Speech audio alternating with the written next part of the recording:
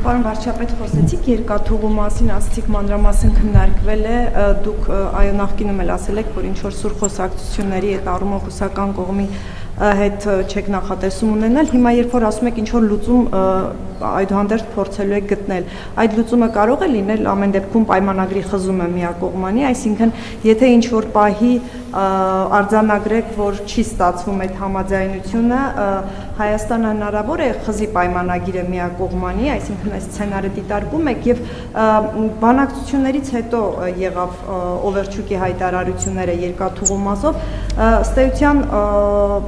քննարկումները շարունակում եք, թե երեք այդ մասով համաձայնության չհասակ, տապալվեց բանակցությունները։ Ոչ մի բան չի տապալվել, մենք շարունակում ենք քննարկումները, ինչ վերաբերում է պայմանագրի խզման, այդ լծակը Հայաստանի Հանրապետությունը ունի, բայց մենք չենք պլանավորում եւ չենք ուզում գնալ այդպիսի ճանապարհով։